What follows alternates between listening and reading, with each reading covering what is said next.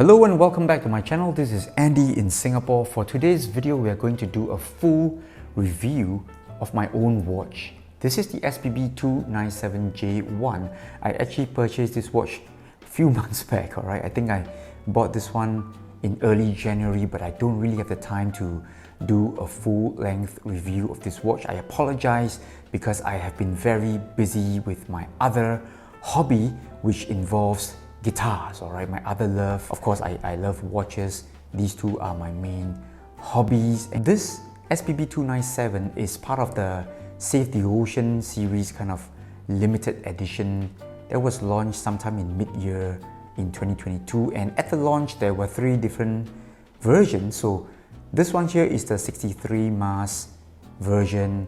I believe we have a Captain Willard version as well as the MM200 version.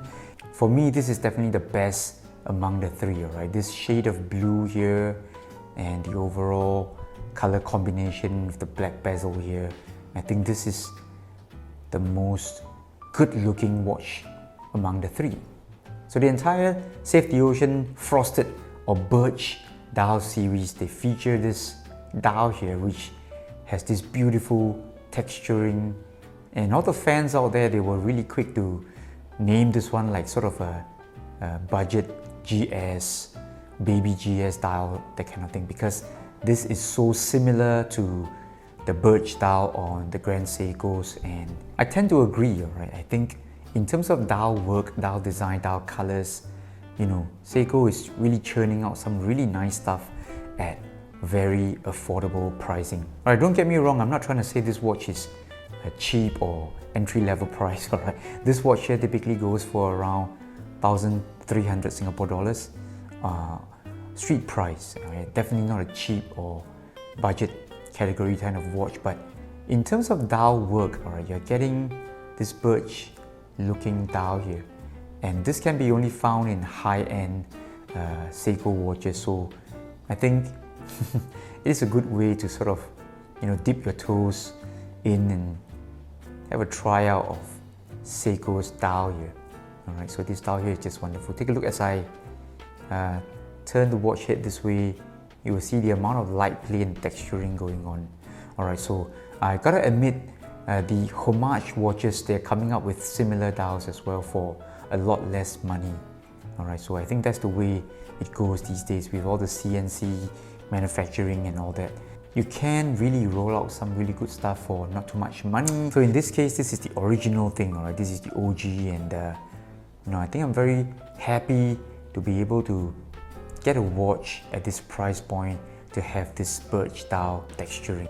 In terms of specifications, this watch is identical to any other SPB63 mass watches. I've reviewed 1 or 2, I think. In my first review of the 63 mass, the model was 147, and I really had very high ratings for that watch. Alright, that was about 2 years back, and since then, you know, they've got many new versions, many dial variations and all that. They've also added this lume pip here, the truncated lume pip here at 3 o'clock. This is due to the new ISO rating requirement. So for a watch to be ISO rated for diving, it has to have a 3 o'clock lume. I like it. I don't mind that the date window has been sort of shifted.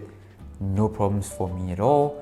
Overall, I love the case dimension. This one here has got a 40.5 millimeters case size, very proportionate lug width here, 20 millimeters. This one is a strap monster on this bracelet, on any other third-party bracelet, as well as rubber straps.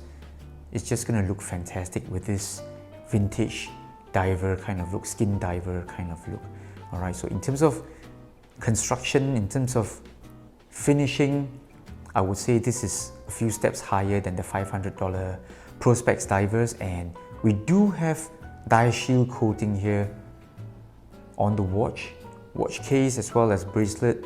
I think even the clasp does have this die shield coating, and it does make it easier to wear this watch on a daily basis because you probably get less micro lines and scratches. I'm also a big fan of this bezel insert here. It is not aluminum or ceramic, it is actually some kind of brushed steel, all right, or some kind of coated steel here. It looks really good with a bit of texturing going on in terms of the radial lines, and I think overall the color combination here is just fantastic. It doesn't look overly gaudy, doesn't look too bright, doesn't look too attention seeking, all right? The right shade of blue here, which obviously sort of gives off the ocean kind of feel to it. That's why this is called Save the Ocean series. Let's have a look at the lume on this SPB297. As you can see, this is just gold standard Seiko Lumi Bright brightness. Alright, I'm loving this extra lume pip here at the 3 o'clock area. Not a problem for me at all. I'm liking it, and even the lume pip here is lit so brightly. Just fantastic lume quality from Seiko. Like I mentioned earlier in this video, I did the first review on the 63 mask, I think more than 2 years back, and since then my views have changed regarding the Seiko line and the Seiko watches. Alright, so I think in terms of value for money, the typical street price for this watch is around 1300 Singapore dollars, and I do feel that it is slightly on the pricier side of things. Okay, so it does have die shield coating, but the bracelet here is not exactly the best. In fact, it doesn't fit the case very well. So just take a look at the point where the bracelet meets the case, alright? This one here feels very contrived.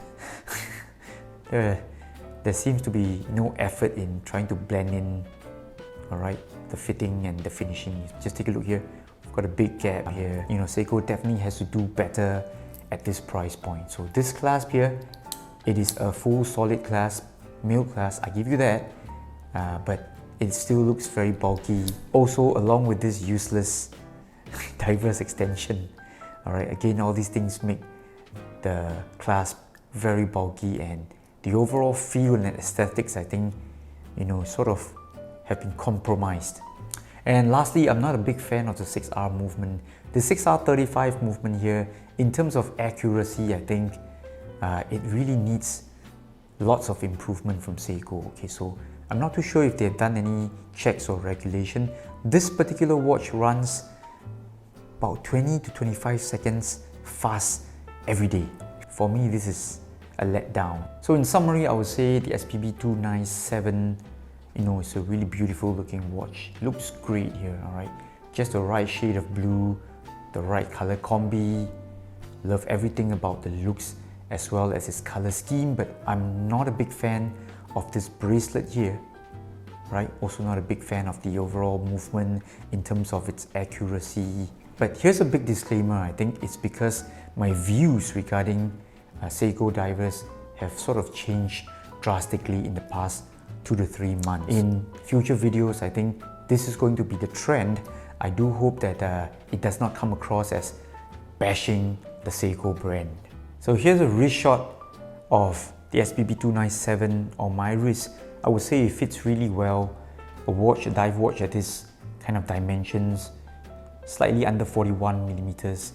And even in terms of thickness, this one here comes in at around 13.6 millimeters and still very manageable. It does have this really nice vintage looks, and of course, overall, the execution and all that is still modern. We've got really nice dial features as well as die shield coating on this watch, but I'm not a big fan of this clasp here. Just take a look. So bulky. There is almost no tapering, alright? You know, Seiko, you really need to improve in terms of bracelet design. So there you have it. That was my full review of the SPB297J1 Save the Ocean LE. Alright, so I love this watch here.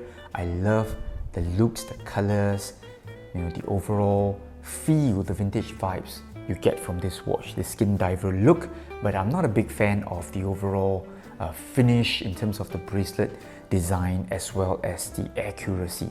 So stay tuned for more watch reviews. This is Andy in Singapore together with George Pixie and Rolly Polly. We'll see you soon. Bye bye.